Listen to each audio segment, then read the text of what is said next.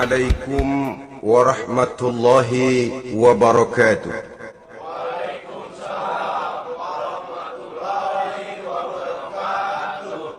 الحمد لله الذي أنزل القرآن هدى للناس وبينات من الهدى والفرقان، والصلاة والسلام على أشرف الأنام وعلى آله وأصحابه الكرام. أما بعد. Saudara-saudara kaum muslimin rahimakumullah, setiap penganut agama di dunia ini mempunyai sesuatu kitab yang dianggapnya sebagai kitab suci. Orang Hindu punya kitab Weda, orang Buddha punya kitab Tripitaka, Yahudi mempunyai Taurat, Nasrani mempunyai Injil, penganut Konghucu punya kitab Tao Te Ching, orang Majusi punya kitab Zen Avesta, orang kebatinan punya kitab Serat Centani, Hidayat Jati, Darmo Gandul atau Gatoloco. Sementara kita umat Islam oleh Allah diberikan Al-Quranul Karim. Mengapa kita yakini Quran ini sebagai kitab suci? Pertama, ia bebas dari intervensi dan investasi manusiawi. Ia sepenuhnya, baik isi maupun redaksi, adalah produk dari Allah Subhanahu wa Ta'ala. Kita yakini Quran kitab suci karena sampai hari ini belum ada seorang pun yang sanggup membuat seperti itu. Suatu kitab hanya dinamakan suci kalau dia bersih dari investasi dan intervensi manusia. Al-Quran ini sejak turunnya 14 abad yang lalu telah menantang. Wa in kuntum fi raibim mimma nazzalna ala abdina fa'tu bi suratin min mislih. Apabila kamu ragu-ragu terhadap kebenaran Quran yang kami turunkan kepada hamba kami Muhammad, atau kamu menyangka Quran itu cuma bikinan Muhammad saja, cobalah kamu buat satu surah saja semacam Al-Quran. Apabila kamu tidak mampu melakukannya seorang diri, wada'u syuhada'akum, ajak seluruh teman-temanmu. Sejak tantangan ini turun 14 abad yang lalu, sampai hari ini tidak seorang pun yang sanggup membuat satu surah saja semacam Al-Quranul Karim. Barangkali belum pernah ada yang coba-coba. Sudah. Di antaranya apa yang dilakukan oleh Musailamah Al-Kazzab. Dia mencoba membuat satu surah semacam Al-Quran yang kalimatnya sudah berbentuk bait-bait syair, tapi isinya jauh panggang daripada api. Yang kedua, kita yakini Quran sebagai kitab suci karena isi dan ajarannya sesuai dengan fitrah manusia. Suatu kitab dinamakan suci kalau ajarannya sejalan dengan fitrah manusia. Misalnya, manusia secara fitrah, kalau dia laki-laki normal nafsu kepada perempuan, itu fitrah. Perempuan suka kepada laki-laki, itu fitrah. Kalau ada kitab suci tapi melarang manusia untuk kawin, kesuciannya perlu diselidiki. Quran kitab suci sejalan dengan fitrah manusia, maka ia menganjurkan manusia yang mampu untuk melangsungkan perkawinan. Contoh lain, secara fitrah manusia perlu makan. Kalau ada kitab suci yang melarang manusia puasa saja siang malam terus menerus, itu kan sama juga nyuruh orang mati. Quran sesuai dengan fitrah manusia. Maka dalam Islam puasa wisol, puasa ngableng, apa itu istilahnya, puasa nyambung, Dari pagi sampai sore, sampai malam, sampai pagi lagi puasa terus. Bukan saja tidak boleh, malah haram hukumnya. Kenapa? Itu bertentangan dengan fitrah manusia. Yang ketiga, kita yakini Quran sebagai kitab suci karena isinya tidak kontroversial. Isinya tidak saling bertentangan satu sama lain. Di ayat manapun Quran mengajarkan Allah itu Esa. Satu kali dia berkata haram, dia akan tetap berkata haram. Isinya tidak kontroversial.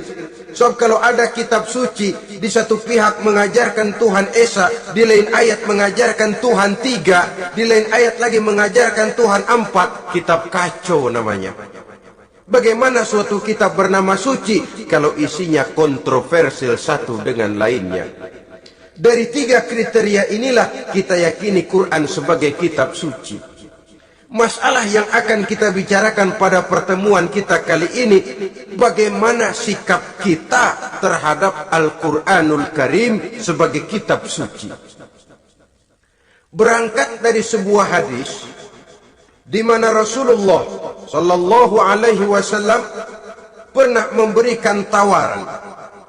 Beliau bersabda, "Man ja'ala al-Qur'ana amamahu qadahu ilal jannah, wa man ja'ala al-Qur'ana khalfahu saqahu ilan nar." Siapa yang menjadikan Quran sebagai imam, maka Quran akan membimbing dia ke dalam surga. Tetapi siapa yang menjadikan Quran sebagai makmum, maka Quran akan mendorong dia ke dalam neraka. Pilihan terserah kita. Siapa yang menjadikan Quran sebagai imam, ditempatkannya Al-Quran di depan, dia ikuti petunjuk dan ajaran Al-Quran, maka Quran akan membimbing dia ke surga. Surga dunia, lebih-lebih lagi surga akhirat. Tetapi sebaliknya, siapa yang menempatkan Quran di belakangnya, dia belakangi Al-Quran, dia belakangi perintah dan ajaran-ajaran Al-Quran, dia perturutkan hawa nafsunya dalam kehidupan ini, maka Quran akan mendorong dia ke dalam neraka. Ya, neraka dunia, lebih-lebih lagi neraka akhirat. Pilihan terserah kita. Saya mau tanya, kira-kira Quran dalam hidup kita jadi imam apa jadi makmum? Imam apa makmum? Kalau Quran jadi imam, artinya kita umat Islam jadi makmum. Resiko dan logika tentu. Makmum harus ngikuti imam. Imam takbir, makmum takbir. Imam ruku, makmum ruku. Imam sujud, makmum sujud. Imam tahiyat, makmum tahiyat. Itu namanya Quran jadi imam, kita jadi makmum. Artinya dalam terjemahannya pada kehidupan, kalau merah kata Quran, merah kita kata. Hijau kata Quran, hijau kita bilang. Ke barat kata Quran, ke barat kita pergi. Ke timur kata Quran, ke timur kita berangkat. Halal kata Quran, halal kata kita. Haram kata Quran, haram kita bilang. Itu Quran imam, kita makmum. Nyatanya kadang-kadang kontras. Nyatanya kadang-kadang paradok. Merah kata Quran, hijau dong kata kita. Halal kata Quran, remeng-remeng kata kita. Ke barat kata Quran, ke timur kita pergi. Dalam praktek kita mau jadi makmum, Quran kita suruh jadi imam. Kita sesuaikan Quran dengan selera kita. Mana-mana ayat yang menguntungkan, mana ayat yang sesuai dengan mau kita, itu yang kita baca kuat-kuat. Itu yang kita canangkan ke tengah masyarakat ramai. Tapi manakala Quran itu bertentangan dengan nafsu kita, bertentangan dengan gaya dan kepribadian kita, kita umpetin itu Quran. Kalau kita cuma umpetin lumayan, kadang-kadang kita tuduh Quran ketinggalan zaman. Kita anggap Quran tidak relevan lagi dengan situasi dan kondisi. Kalau sudah begitu, sudah menyeberang terlalu jauh namanya. Saudara-saudara kaum muslimin rahimakumullah, Inilah makna hadis Nabi yang diriwayatkan dari Imam Ali bin Abi Thalib, bersabda Rasul, "Man qara'al Qur'ana fastazharahu fa ahalla halalahu wa harrama haramahu adkhalahul jannah." Barang siapa yang membaca Al-Quran lalu memperhatikannya, kemudian menghalalkan yang halal dan mengharamkan yang haram, maka Allah akan memasukkan orang itu ke dalam surga, ya surga dunia, ya surga akhirat. Apabila kita renungi hadis ini, maka untuk berimam kepada Al-Quran ada 3 jalan utama yang harus kita laksanakan. Pertama, dari kalimat man qara'al Qur'an, barang siapa yang membaca Al-Quran. Ini artinya siapa yang ingin menjadikan Quran sebagai imam di dalam kehidupan, jalan pertama yang harus ditempuhnya menanamkan kegemaran membaca Al-Quranul Karim. Al-Quran gharibun fima baina qaumin la yaqra'una.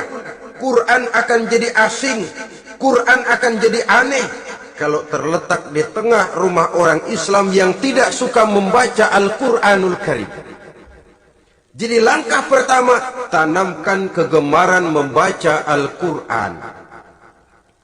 Saya tidak menyalahkan kalau remaja kita gandrung kepada Stevie Wonder. Baik kalau mereka senang kepada suara emasnya Michael Jackson atau suaranya Madonna. Tapi kalau sampai harus mengalahkan kecintaan mereka kepada membaca Al-Quran, ini ironi. Sebagai orang tua, kalau anak-anak kita buta huruf Latin, katanya menghambat pembangunan. Bahkan pemerintah saja menggalakkan bebas 3B itu. Buta aksara diantaranya, supaya rakyat bisa membaca huruf Latin. Kalau anak-anak kita buta huruf Latin, katanya menghambat pembangunan. Bagaimana kalau anak-anak kita buta huruf Quran? Jelas saja menghambat proses kesadaran dan kebangkitan dari dunia Islam itu sendiri. Satu contoh ringan. Dulu sebelum pembangunan merata, listrik belum lagi masuk desa, kampung gelap, rumah pakai lampu minyak. Kalau kita masuk kampung, terasa banyak orang Islam. Kenapa? Di rumah sebelah sana kita dengar anak muda sedang latihan baca rawi, sebelah sini ibu-ibu sedang selawatan, di rumah sana remaja sedang baca Quran. Pembangunan maju, listrik masuk desa, alhamdulillah. Tapi apa yang kemudian terjadi? Proses pergeseran nilai. Setelah listrik masuk desa, radio main kenceng-kencengan, televisi main gede-gedean, baca Quran sudah barang aneh, langka. Tengoklah sekarang kalau kita masuk kampung, ada yang remaja sedang baca Quran, rasanya kok aneh, nggak umum. Sesuatu yang baik malah menjadi nilai-nilai keanehan. Saudara-saudara kaum muslimin rahimakumullah, tanamkan kegemaran membaca. Dalam satu hadis Nabi pesan, nawiru buyutakum bitilawatil Quran, sinari rumah tanggamu dengan bacaan Quran. Sebab listrik ini cuma bisa menerangi gelap, tapi tidak akan sanggup menerangi hati manusia. Quran produk Allah, dibaca dalam segala keadaan, tepat dan pantas. Lihat saja, orang sedih baca Quran, terhibur. Orang gembira baca Quran, tidak lupa diri. Di rumah mewah ada yang baca Quran, bagus. Di gubuk reot di pinggir kali ada yang baca Quran, cocok. Orang kawin dibacakan Quran, bagus. Orang mati dibacakan Quran, tidak jelek. Dalam segala keadaan, in all season, bahasa kerennya, dia pantas dibaca. Saudara-saudara, bahkan orang sakit gigi pun kalau dengar baca Quran tidak marah. Coba lihat. Dia senang benar lagu Michael Jackson, tapi giliran sakit gigi, coba setelin lagu Michael Jackson kalau nggak mencah-mencah. Kamu gila apa nggak tahu saya lagi sakit gigi, tapi coba bacakan Quran. Dia pasti tidak marah. Begitu besar daya pengaruhnya. Bahkan Abu Jahal sama Abu Lahab pernah rapat. Kata Abu Jahal sama Abu Lahab, Mas Lahab, gini loh mas. Kenapa? Ini saya pikir-pikir salah satu yang menyebabkan kenapa saudara kita banyak ikut ajaran Muhammad. Mereka kalau sudah dengar bacaan Quran terpesona. Jadi kita blokir saja. Caranya gimana? Kasih pengumuman kepada Quraisy, jangan sekali-kali mau dengerin Muhammad baca Quran. Kamu juga jangan. Dan kamu, saya pun begitu. Mari kita janji, tidak mau dengar bacaan Quran. Salaman, pulang ke rumah masing-masing. Dapat 1 hari tahan, 2 hari bertahan, 3 hari, seminggu ke atas, Abu Jahal mulai ada semacam rindu, kangen, pengen dengar ayat Quran. Karena secara pribadi dia mengakui keindahan gaya bahasanya jauh lebih tinggi dari kemampuan penyair Quraisy. Isi ajarannya sangat dalam dan menyentuh segi-segi kehidupan manusia. Nggak tahan Abu Jahal kayak dikilikin hatinya. Keluar rumah mindik-mindik, ngumpet-ngumpet, ngempet di rumah Nabi, pengen dengar Nabi baca Quran. Rupanya Abu Lahab sama. Pikir Abu Jahal, Abu Lahab nggak bakalan keluar. Abu Lahab berpikir, Jahal pasti di rumah. Dua-duanya bareng berangkat ke rumah Nabi. Cuma yang satu dari sebelah barat, yang satu dari sebelah timur. Ngempet, ketemu di sudut, sama-sama kaget. Jahal, loh kamu Lahab? Iya, kamu ngapain? Lah kamu ngapain? Akhirnya sama-sama malu, sama-sama tidak bisa menahan diri, akhirnya sama-sama ngakuin. Bagaimanapun kita harus akui bahwa Al-Quran ini mengandung daya pesona yang sangat luar biasa. Itu dari segi bacaan, belum lagi dari segi ajaran, belum lagi dari segi isi. Tanamkan kegemaran membaca Al-Quran. Sampai-sampai Nabi katakan, Innallazi laisa fi jawfihi syai'um minal Quran kal baitil kharib. Orang yang dari tenggorokannya belum pernah keluar ayat Quran barang sepotong pun, belum pernah ngaji barang seayat pun, itu orang kata Nabi kal baitil kharib, kayak rumah kosong. Rumah kan kalau kosong biar bagus, mewah, besar, perabotannya lengkap. Kalau kosong, angker. Setan, kuntilanak, memedi, betah benar di situ. Saudara-saudara kaum muslimin rahimakumullah. Dalam satu percontohan Nabi mengatakan begini, Masalul mu'minil lazi yaqra'ul Qur'an kamasalil utrujah rihuha tayyibun wa ta'muha mur wa ta'muha tayyibun. Orang mukmin yang suka membaca Quran adalah ibarat buah utrujah. Baunya wangi, rasanya lezat. Kira-kira kalau di negeri kita buah apa utrujah itu? Semacam jeruk yang manis lah. Sudah baunya wangi, rasanya enak. Itu buah. Orang mukmin yang suka baca Quran kayak buah itu. Baunya wangi, rasanya enak. Artinya syiarnya hidup, isinya memang orang mukmin. Sebaliknya, wa masalul mu'minil lazi la yaqra'ul Qur'an kamasalit tamrah la riha laha wa ta'muha hulwun. Orang mukmin yang tidak suka baca Quran kayak korma. Rasanya emang manis, cuman kagak ada baunya. Artinya apa? Syiarnya kurang. Kalau orang belum tapi kenalkan kagak mau makan korma. Kenapa? Nggak ada baunya. Daya tariknya kurang, walaupun rasanya enak. Kalau daya tariknya nggak ada, kan nggak ada iklannya, tidak ada syiarnya. Itu orang mukmin yang tidak suka membaca Quran.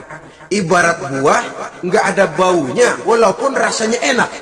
Orang kurang tergerak, kurang syiar, kurang daya tarik. Sebaliknya, wa masalul munafiq allazi yaqra'ul Qur'an kamasalir raihanah rihuha thayyibun wa ta'muha murrun. Orang munafik yang suka baca Quran seperti buah raihanah. Apa itu? Baunya wangi, rasanya pahit. Orang munafik baca Quran kayak buah itu. Baunya sih enak, cuman rasanya pahit. Yang munafik baca Quran. Syiarnya sih lumayan, daya tariknya hebat, isinya munafik. Nah, paling jelek orang munafik yang nggak suka baca Quran. Wa masalul munafiqil ladzi la yaqra'ul Qur'an kamasalil hanzalah laisa laha rihun wa ta'muha murrun. Orang munafik yang tidak suka baca Quran seperti buah hanzalah, sudah enggak ada baunya, rasanya pahit lagi. Kalau buah pacek kali. Udah baunya kagak ada, kalau dimakan bikin orang celeng. Saudara-saudara kaum muslimin rahimakumullah, tanamkan kegemaran membaca Al-Quran, karena membaca Al-Quran merupakan ibadah yang besar. Bahkan kata Nabi, afdalu ibadati abdi qiraatul Quran. Nilai ibadah yang paling baik dari hambaku adalah ibadah membaca Al-Quran. Dalam solat pahalanya lebih besar di luar solat daripada di luar solat. Dengan wudu pahalanya lebih besar daripada tanpa wudu. Mengerti pahalanya lebih besar daripada tidak mengerti. Tapi tidak mengerti pun jangankan membaca, mendengar saja orang baca Quran dengan baik sudah didoakan untuk mendapat rahmat. Berpahala mendengar bacaan Al-Quran walaupun tidak mengerti. Apalagi membaca sendiri, apalagi mengerti apa yang kita baca, tentu pahala itu akan jauh lebih besar. Ini yang pertama, tanamkan kegemaran membaca Al-Quranul Karim. Yang kedua, dalam hadis tadi, fastazharuhu, man qara'al Qur'ana fastazharuhu. Siapa yang membaca Al-Quran kemudian memperhatikannya. Jadi kalau kita mau berimam kepada Al-Quran, setelah menanamkan kegemaran membaca, yang kedua, perhatikan, pahami isinya. Jangan seperti monyet pakai mahkota, ketawa girang, cengengesan, tapi dia tidak tahu arti kebesaran mahkota yang disandangnya itu. Bangga dengan Al-Quran, tapi apa kandungannya kita tidak mengerti. Untuk memahami Al-Quran ini, caranya bagaimana? Tentu mudah saja. Seperti contoh, kalau kita ingin mengerti caranya bikin tahu, jangan bertanya kepada montir mobil. Montir mobil ahli betul urusan mesin, tapi kalau urusan tahu, tanya dong tukang tahu.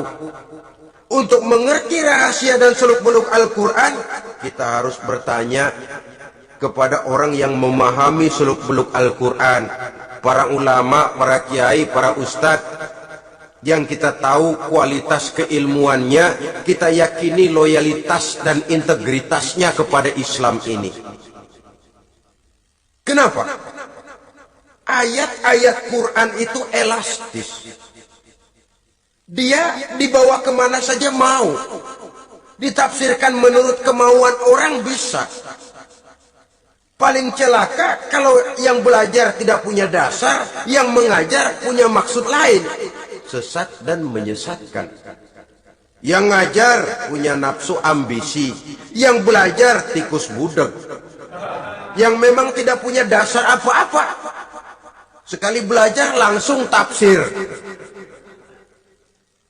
Cara wudhu yang baik saja belum ngerti. Cara ruku dan sujud yang baik saja belum bisa. Yang membatalkan sholat apa ndak bisa, ndak ngerti. Sekali langsung. Udah, supaya kita langsung saja belajar langsung Al-Quranul Karim. Tidak jelek. Cuma akan lebih baik kalau sebelumnya ada unsur penunjang dari nilai-nilai keilmuan dalam Islam ini. Disinilah perlunya menghidupkan majelis-majelis taklim. Sebab kalau Al-Quran hanya dipahami dan dikutak-kutik menurut maunya rasio saja, kekuatan rasio terbatas. Saya akan khawatir nantinya akan timbul pendapat-pendapat di mana Al-Quran disesuaikan dengan otak. Bukan otak ngikuti Quran, tapi Quran disuruh ngikuti otak. Contoh yang dekat saja, kalau saudara ngukur kayu pakai meteran, itu kira-kira meteran ikut kayu, apa kayu ikut meteran? Ayo, kira-kira kayu ikut meteran, apa meteran ikut kayu? Meteran ikut kayu. Bagus. Kalau meteran ikut kayu, artinya nggak ada meteran benar di dunia ini. Kayunya kependekan, meterannya dipotong. Kan begitu loh, meteran ikut kayu namanya. Bukan meteran ikut kayu, tapi kayu yang harus ikut meteran. Otak harus ikut wahyu. Jangan wahyu disuruh ikut otak. Manusia ikut Quran, jangan Quran disuruh ikut manusia. Dan kaum orientalis, orang barat di luar Islam yang mendalami, mempelajari Islam dengan tujuan mencari kelemahan Islam untuk menghantam umat Islam. Itu sengaja mencari ayat-ayat yang mereka kumpulkan untuk menghantam umat Islam, supaya mereka meragukan Qurannya untuk kemudian pada suatu saat meninggalkan Quran sama sekali. Timbullah pendapat ada ayat Quran yang sudah tidak sesuai lagi katanya dengan situasi dan kondisi. Seolah-olah otak manusia sudah jauh lebih pintar daripada Al-Quranul Karim. Saudara-saudara kaum muslimin rahimakumullah, inilah yang kita berlindung dari Allah. Sebab secara demikian, dengan kata lain, kita secara tidak sadar sudah mengurangi kemahamutlakan dan kesempurnaan dari Allah Subhanahu wa ta'ala. Untuk memahami Al-Quran, maka kita harus bertanya kepada ahlinya, mengaji, menghidupkan majelis-majelis taklim. Jangan sampai Al-Quran menjadi awam di tengah masyarakat Islam sendiri. Ini jalan yang kedua, memahami isinya. Sehingga dengan demikian, manakala Al-Quran dibacakan orang, pemikiran kita tidak lagi terpusat kepada kemerduan suara orang yang membaca, tapi tertuju kepada isi yang dikandungnya. Sehingga dalam kondisi semacam itu, boleh jadi tiap kali dibacakan Al-Quran, nilai iman makin tambah. Kita dengar orang baca, Alam taro kaifa fa'ala rabbuka bi ashabil fil. Terbayang oleh kita bagaimana Raja Abrahat dengan pasukannya mau menghancurkan Ka'bah. Bagi Allah cukup menurunkan burung ababil, hancur lebur Abrahat, raja besar dengan seluruh pasukan gajahnya. Berantakan dibuatnya cuma dengan burung ababil. Allah maha besar, Allah maha kuasa. Tambah iman. Kalau tidak, ya seperti yang banyak terjadi. Quran menceritakan azab, kita malah kesenangan. Walakum azabun alim. Kamu akan mendapat azab yang pedih. Kita teriak di pojokan, toyib, toyib. Allah, alhamdulillah. Digambarkan azab malah baik-baik. Bahwa kita suka, kita gemar kepada bacaan Quran dengan suara yang merdu, alhamdulillah. Akan lebih baik lagi kalau kita mengerti apa yang dibacanya. Sebab perintah membaca tersirat makna perintah untuk memahami. Perintah memahami tersirat makna untuk mengamalkan. Dengan kata lain, kita hanya bisa mengamalkan Quran dengan baik kalau kita mengerti isinya. Kita hanya bisa mengerti isinya kalau kita rajin membacanya. Baik membaca yang tersirat, baik membaca yang tersurat dengan petunjuk para alim ulama, para kiai, dan orang-orang yang ahli di bidang itu. Saudara-saudara kaum muslimin rahimakumullah, inilah jalan kedua.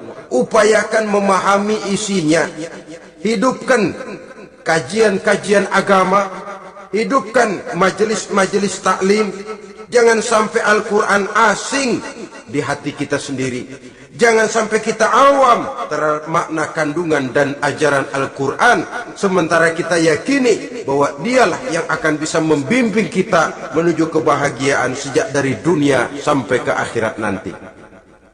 Jalan ketiga untuk berimam kepada Al-Quran, setelah menanamkan kegemaran membaca, lalu berupaya memahami isinya, yang ketiga adalah mengamalkannya dalam kehidupan sesuai dengan kemampuan yang kita miliki.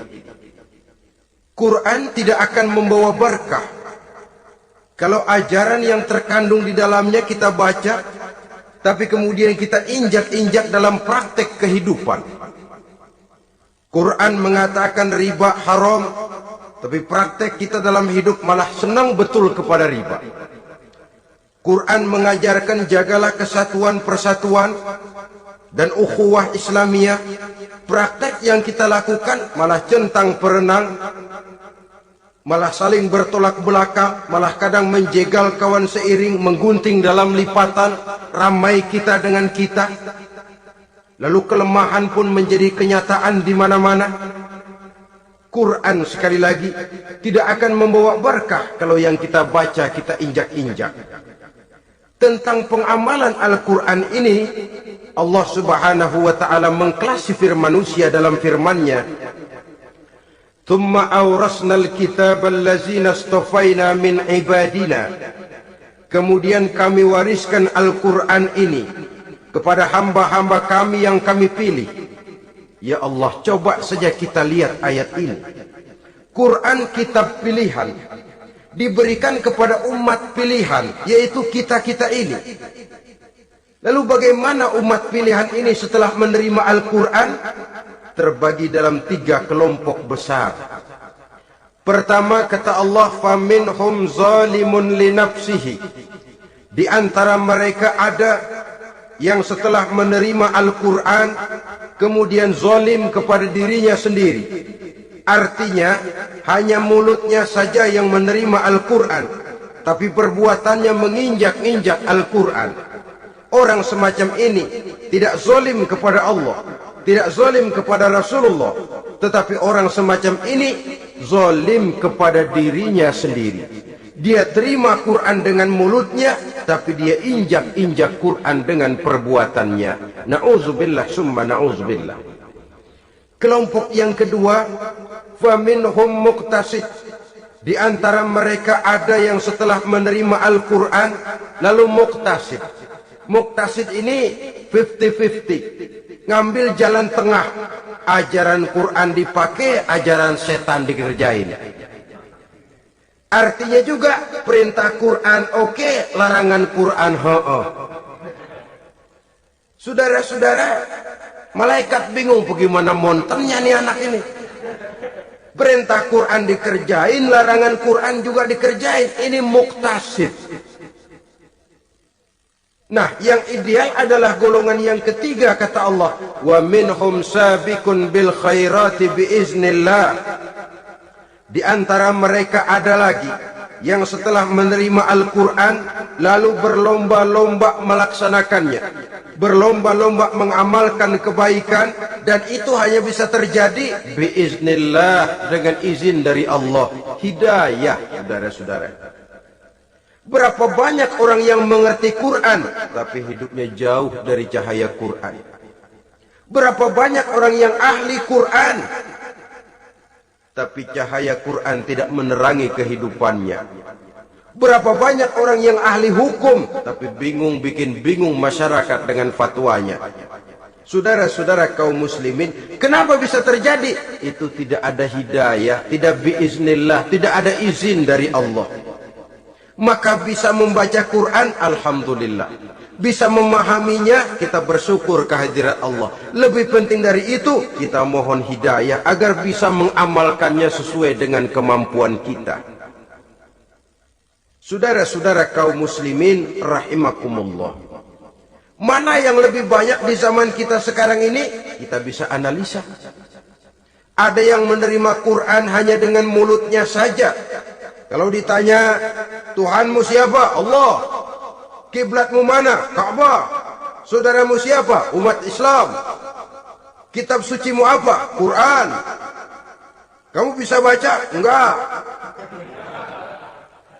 Ya, kalau cuma tidak bisa baca, barangkali kadang-kadang Quran saja pun tidak punya. Ini yang ironi, ini yang menyedihkan. Saudara-saudara kaum muslimin rahimakumullah, tanpa melaksanakan konsepsi Al-Quran di dalam kehidupan, maka kesenangan kita membacanya, pengertian kita tentang Al-Quran, barangkali tidak akan bisa berbuat terlalu banyak di dalam kehidupan. Maka sekarang ini sudah ada terjemahan Quran dalam bahasa Indonesia, dalam bahasa daerah, dalam bahasa Inggris, Belanda, bahkan Jerman, yang masih harus terus dan selalu ditingkatkan terjemahan Quran di dalam kehidupan. Dengan kata lain, kita umat Islam menunggal dengan Quran kita.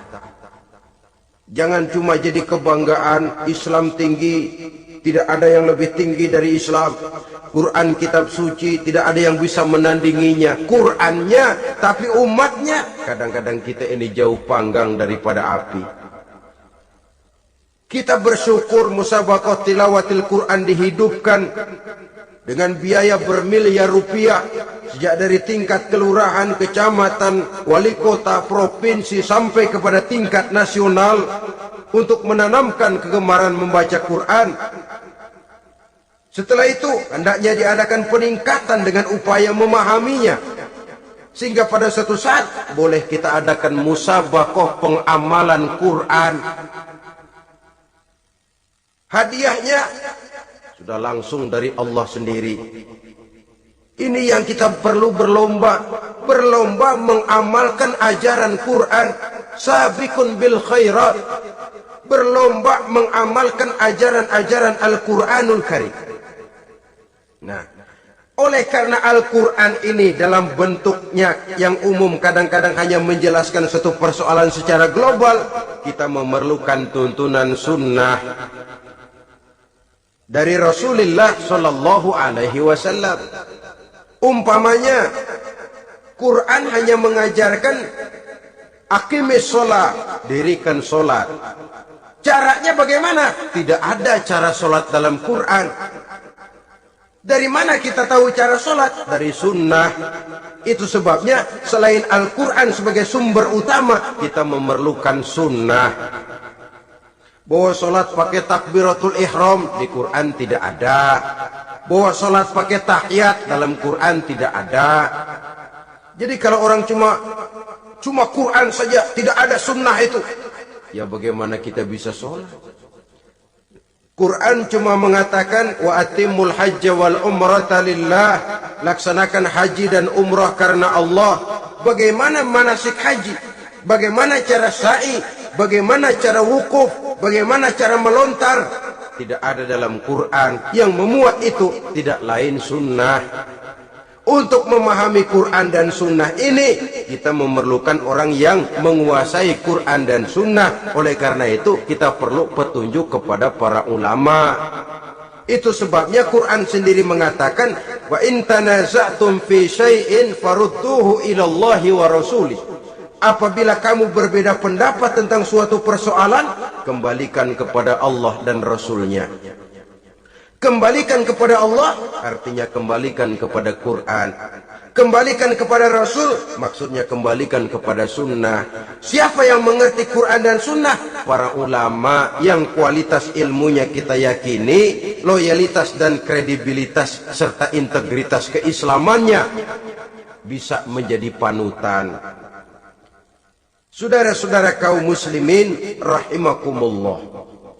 Dengan demikian, kalau orang berkata langsung saja memahami Quran, sekarang kan sudah banyak terjemahannya, tidak usah lewat ulama-ulamaan. Saya tidak mencela, cuma agak mengkhawatirkan kalau dia memahami Quran cuma sekedar lewat terjemahannya saja, sangat mungkin jadi dia bisa salah paham. Kita memerlukan bantuan sunnah, kita memerlukan petunjuk para ulama yang menguasai di bidang itu. Kembalikan kepada Quran dan sunnah artinya bertanya kepada orang yang memahami Quran dan sunnah.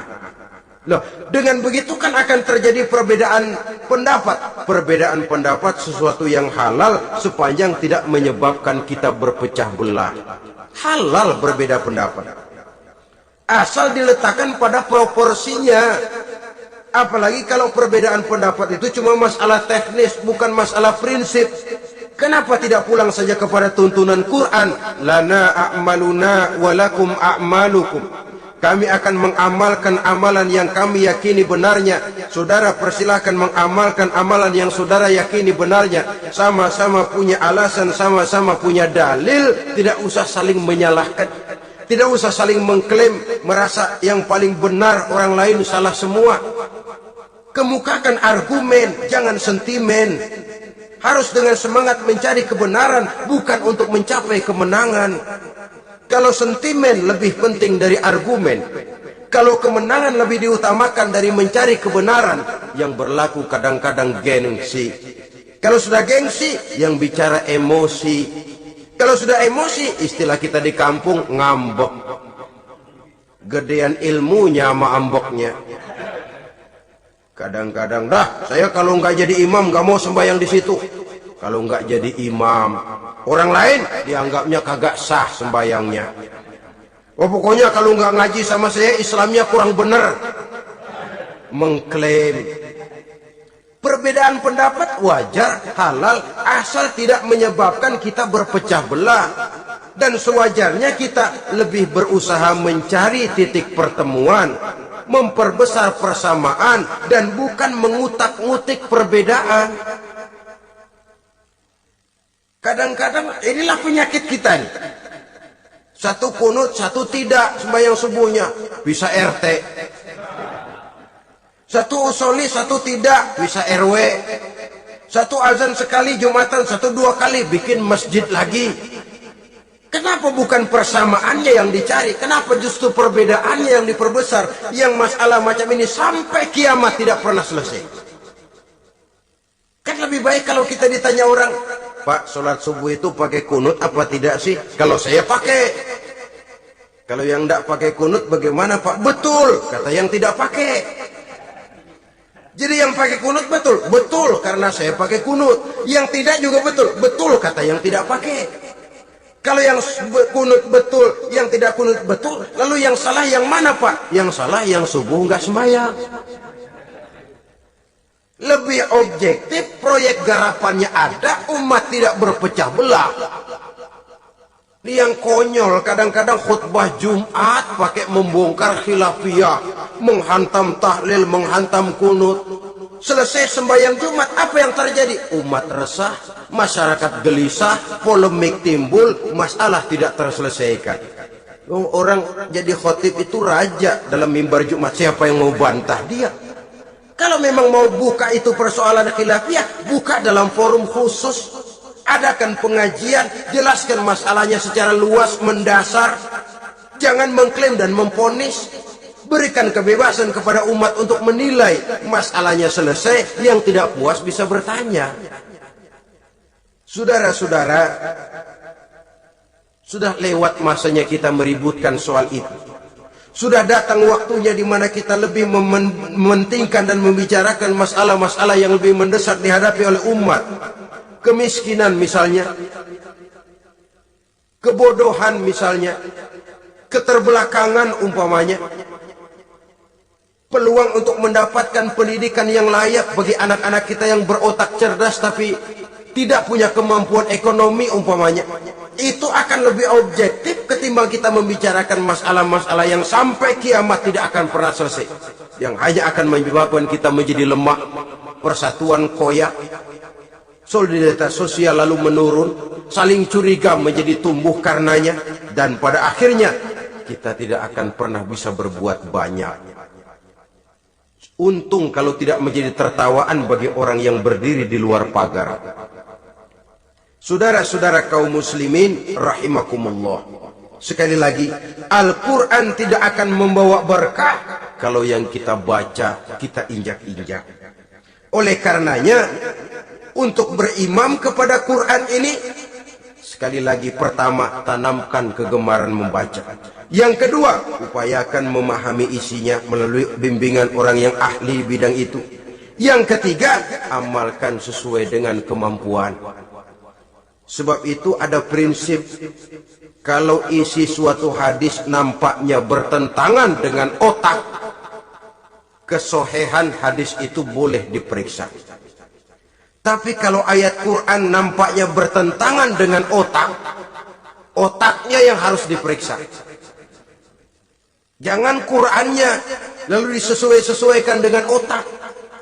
Sebab kalau kita sudah berani berteori, ada ayat Quran yang tidak sesuai dengan keadaan. Ayat yang mana? Yang ini. Tahun depan tambah lagi. Tahun depan tambah lagi. Makin lama makin habis Al-Quran itu. Yang perlu diperbarui cara kita memahami Quran. Bukan dengan mengemukakan teori ayat Quran kehilangan relevansi. Cara kita memahami barangkali yang kurang relevan. Dalam situasi, dalam konteksnya dengan situasi dan kondisi. Jangan lupa, Al-Quran ini kan untuk semua umur. Dia bisa dipahami secara filosofis, dia bisa dipahami dengan kacamata orang awam. Tingkat kemampuan berpikir orang tidak semuanya sama. Kalau semua orang kita mau ajak berfilsafat, merenung dalam-dalam, menerawang tinggi-tinggi, ialah buat mereka yang terjangkau oleh perguruan tinggi. Tapi buat saudara-saudara kita, pedagang-pedagang kecil, petani di desa-desa terpencil, remaja-remaja yang jauh dari sentuhan teknologi canggih, sanggupkah mereka berpikir filosofis? Sementara mereka merupakan bagian terbesar dari kondisi umat ini. Saudara-saudara kaum muslimin, oleh karenanya ditentang membaca, memahami dan mengamalkan. Rasulullah Shallallahu Alaihi Wasallam pernah memberikan sugesti. Beliau bersabda, "In aradtum aisha su'ada," apabila kamu menginginkan kehidupan yang bahagia, hidup seperti hidupnya orang-orang yang bahagia, dan tentu ini keinginan kita semua. Wa mautas syuhada, dan menginginkan mati sebagai matinya para syuhada, para pahlawan pembela agama, orang yang mati syahid. Wah, ini sudah tidak duanya ini. Hidup mulia, mati syahid. Dapat dua-duanya. Wan najata yaumal hasyri, dan ingin mendapat keselamatan pada hari hasyar, hari pengumpulan manusia di padang mahsyar. Wa zilla yaumal harri, dan mendapat perlindungan dari Allah pada hari yang sangat panas. Wal huda minad dhalalah, dan mendapat petunjuk dari kesesatan. Nah, ini keinginan semua orang. Kan yang kita cari apa sih? Hidup bahagia. Biar ndak kaya asal bahagia, sudah enak. Lalu apalagi? Matinya sebagai syahid. Kemudian di hari pengumpulan nanti mendapat keselamatan. Lalu pada saat orang lain kepanasan kita mendapat perlindungan. Kemudian orang lain kebingungan kita mendapat petunjuk. Kalau ini yang diinginkan kata Nabi, resepnya fa'adimu qiraatal Quran, maka lazimkan, biasakan olehmu membaca Quran.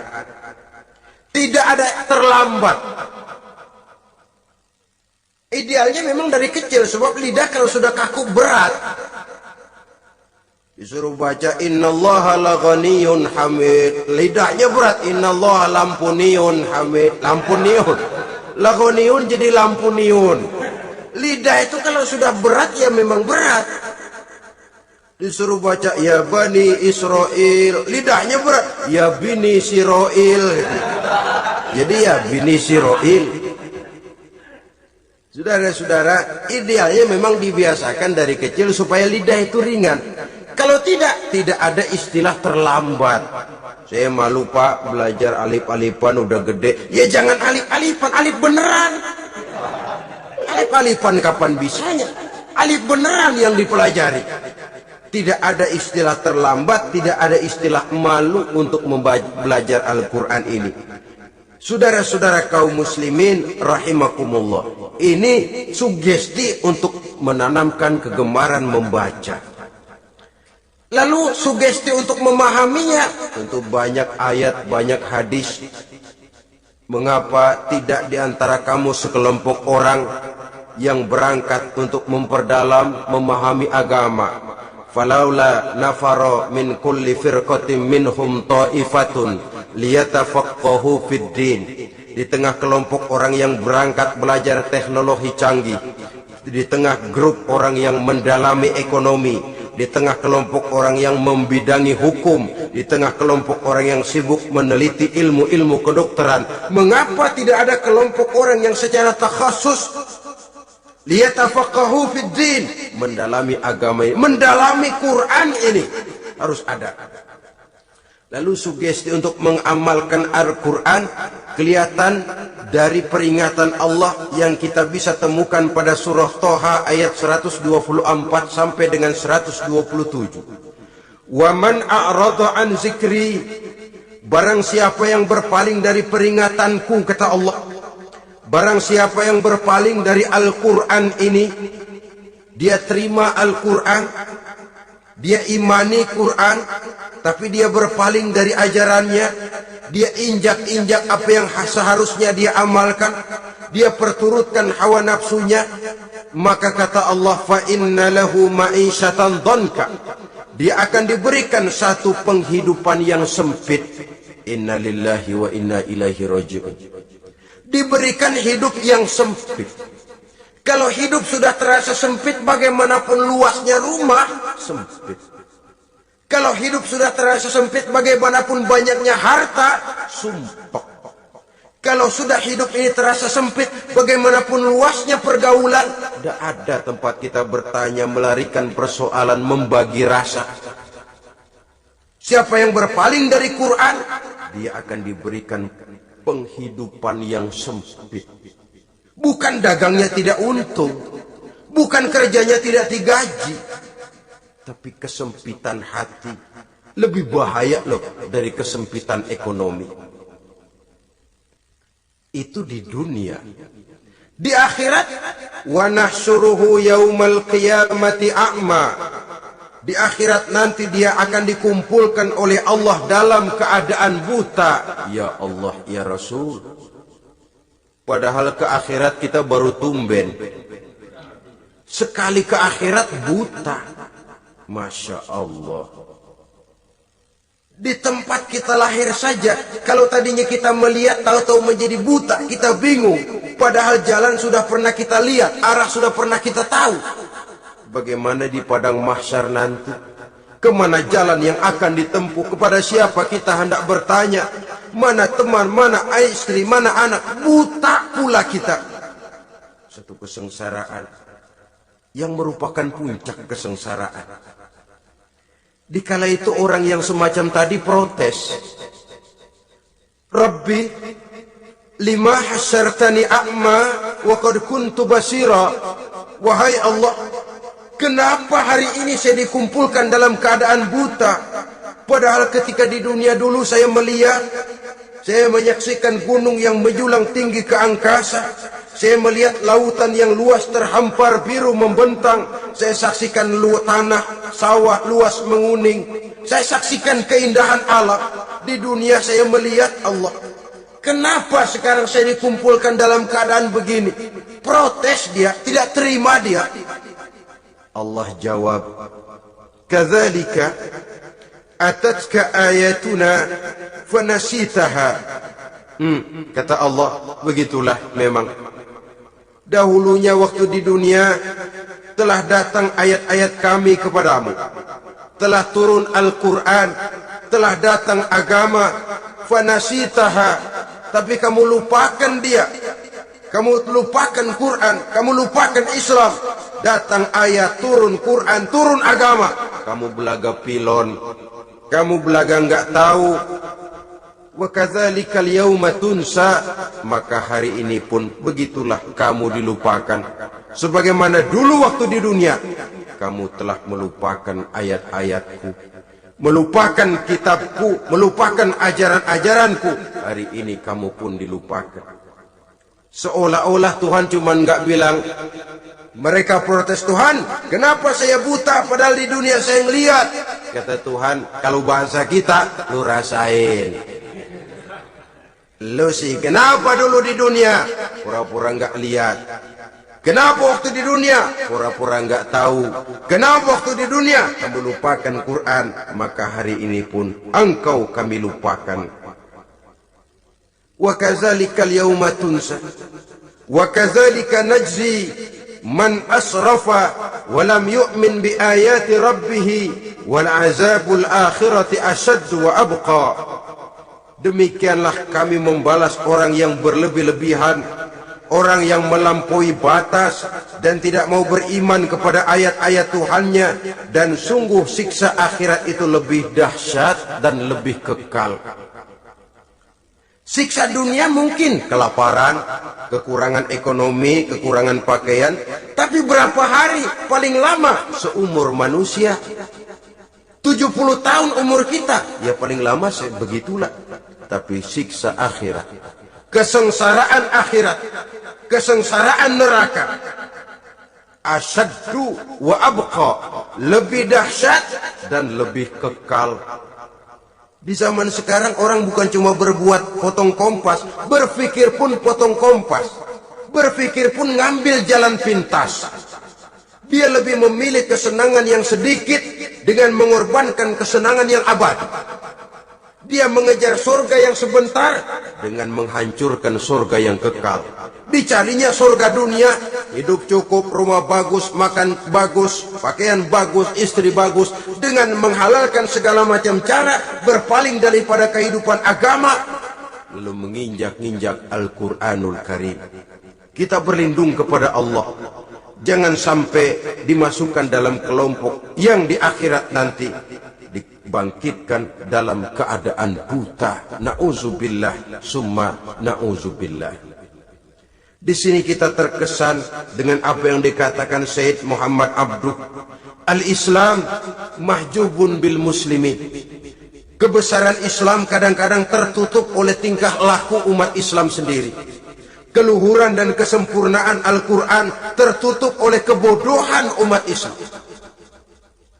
Sedangkan untuk mengungkapkan rahasia Al-Quran ini diperlukan keahlian yang kompleks. Saudara yang di Fakultas Teknik belajar teknologi, ungkap buka rahasia Quran di bidang teknologi. Saudara yang di bidang kedokteran, ungkap buka rahasia Al-Quran di bidang kedokteran. Saudara yang ahli geologi, pelajari struktur kulit bumi dengan mengungkap rahasia Al-Quran. Sehingga pengkajian kita tentang teknologi, pengkajian kita tentang angkasa luar, pengkajian kita tentang anatomi manusia akan berakhir kepada subhanaka ma khalaqta hadza batila. Ya Allah, tidak satu pun yang engkau ciptakan ini sia-sia. Perut bumi mengandung minyak, timah, kekayaan yang berharga untuk manusia. Mempelajari angkasa luar bisa memahami musim dan menyelamatkan manusia. Mempelajari rimba belantara, teknologi canggih, akhirnya akan memperkuat nilai-nilai iman. Menerjemahkan ajaran Quran lewat disiplin ilmu yang kita kuasai masing-masing, untuk kemudian bekerja sama bahu-membahu dalam rangka mengimani Al-Quran, mengamalkan Al-Quran, dan mengawal keluhuran Al-Quranul Karim yang atas dasar tuntunannya kita hidup, untuknya kita berjuang, dan dalam bimbingannya kita ingin kembali menghadap Allah Subhanahu wa Ta'ala. Inilah pertemuan yang singkat ini.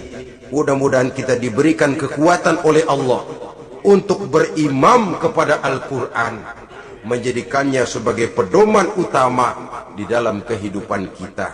Terima kasih atas segala perhatian. Mohon maaf atas segala kekurangan.